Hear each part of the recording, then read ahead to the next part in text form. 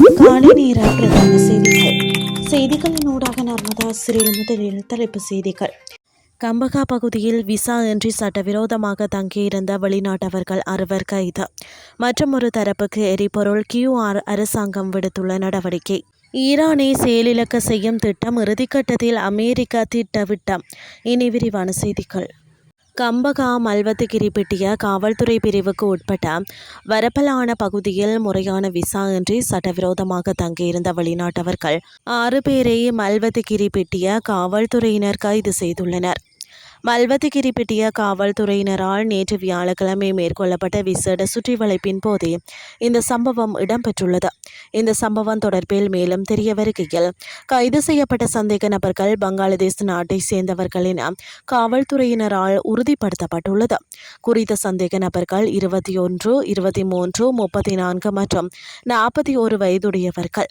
இச்சம்பவம் தொடர்பான மேலதிக விசாரணைகளை மேற்கொண்டு வருவதாக மல்வத்துகிரிப்பட்டிய காவல்துறையினர் தெரிவித்துள்ளனர்.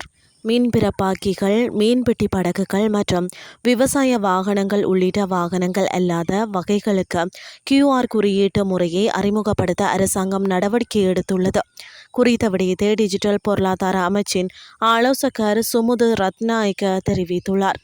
அதன்படி வாகனங்கள் அல்லாத வகைகளுக்கான எரிபொருள் ஒதுக்கீடு வரும் வாரத்தில் அதிகரிக்கப்படும் என அவர் கூறியுள்ளார். எரிபொருள் நிலையங்களில் QR குறியீட்டை காண்பிப்பதன் மூலம் அவர்கள் எரிபொருட்களை பெற முடியும்.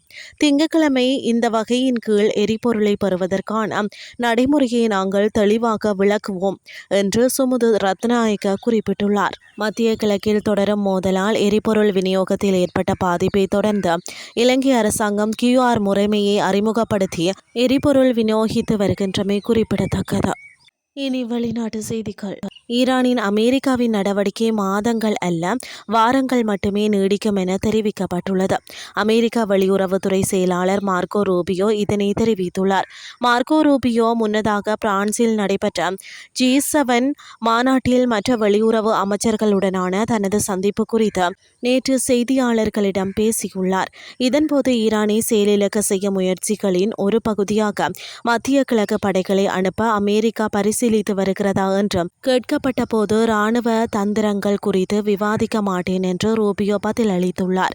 இருப்பினும் அமெரிக்காவிற்கு தெளிவான நோக்கங்கள் உள்ளன என்றும் அவற்றை மிக விரைவில் அடையும் தருவாயில் நாங்கள் இருக்கிறோம் என்பதில் மிகுந்த நம்பிக்கை கொண்டுள்ளோம் என்றும் அவர் குறிப்பிட்டுள்ளார். மேலும் ஈரானில் அமெரிக்காவின் நடவடிக்கை எவ்வளவு காலம் நீடிக்கும் என்று எதிர்பார்க்கப்படுகிறது என்ற கேள்விக்கு நாங்கள் வாரங்களை பற்றி பேசுகிறோம், மாதங்களை பற்றி அல்ல என்று ரூபியோ பதிலளித்திருந்தமை குறிப்பிடத்தக்கது. இத்துடன் செய்திகள் யாவும் நிறைவடைகின்றது. அடுத்த இரவு 8:30 எதிர்பாருங்கள். நன்றி.